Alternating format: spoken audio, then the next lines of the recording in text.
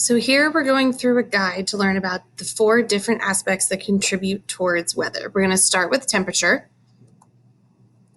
And if we look, as you go through your guide that's already filled in for you, at 32 degrees, the weather is really cold and it's freezing.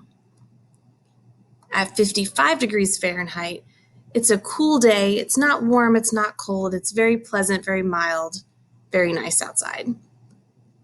And then up to 90 degrees Fahrenheit is a very hot day. Now this is where the notes section part of your guide starts. So we have the temperature tells you how hot or cold the air is. And Earth's surface is warmed by the sun's energy. As the surface warms, so does the air above it. A change in temperature will affect air pressure, wind, and the moisture in the air, which are the next things we're going to look at. So we're going to choose another condition. Now we're going to look at air pressure.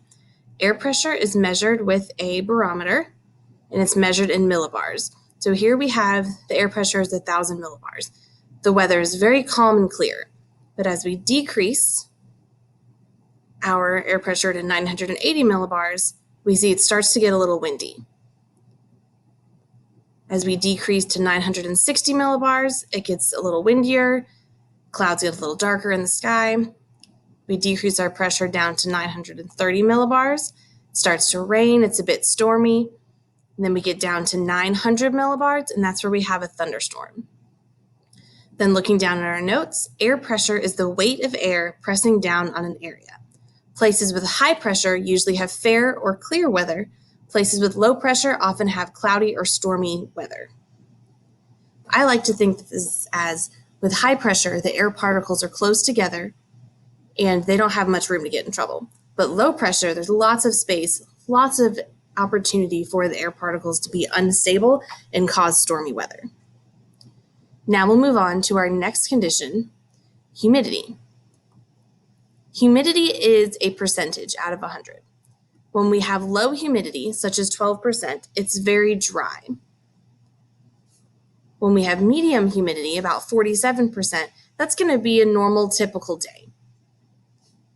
High humidity is going to be around 82%. We get a lot of humid days in Georgia, and that's really when you feel a lot of moisture in the air, especially those summer days right after it rains. You open the door and you just can feel that moisture in the air, and that's humidity. Looking down at our notes, humidity is the amount of moisture in the air. Cool air holds less moisture than warm air. This is why your skin feels drier in the winter than it does in the summer, because there's less moisture in the air in winter and more moisture in the air in summer. We'll look at our final weather condition. We'll look at wind. When there's no wind, it's calm. Around 13 to 18 mile per hour wind, it's a bit breezy. And then it's really windy once it gets up to 32 to 38 miles per hour. Now, the interesting thing is that hurricanes can get up to 150 miles per hour. So that's about 5 times faster than the wind is blowing here. So wind is the movement of air. Winds are defined by their speed, but also their direction. And it's the direction they come from, because it's important to know if wind is going to be warm or cold or moist or dry. Additionally, winds blow from areas of high pressure to areas of low pressure. So those high pressure areas, they want to spread out and they want to move into those low pressure areas. The wind does not want to be contained, so it rushes over to the low pressure area, and that is what causes wind.